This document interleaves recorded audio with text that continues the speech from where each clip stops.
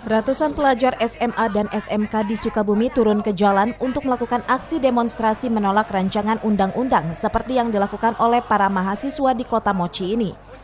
Aksi Long March menuju ke lapangan Merdeka pun dilakukan oleh para pelajar dengan membawa sejumlah spanduk dan atribut bertuliskan tolakan terhadap rancangan undang-undang. Untuk menghindari aksi anarkis, sejumlah petugas Satpol PP Kota Sukabumi sempat melakukan penggeledahan dan pemeriksaan terhadap tas dan barang bawaan yang dibawa oleh para pelajar. Munculnya aksi massa dari kalangan para pelajar ini sontak membuat kawasan Lapang Merdeka Kota Sukabumi menjadi padat oleh kerumunan massa. Mempersilahkan mereka ya, walaupun dalam konteks kita sudah kerjasama dengan BEM bahwa mereka tidak diundang. Pengawasan khusus nggak?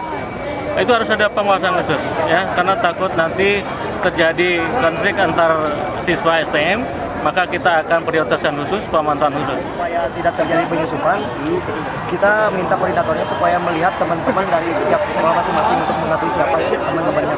Kalau tidak ada yang dikenal, maka dikeluarkan dari barisan.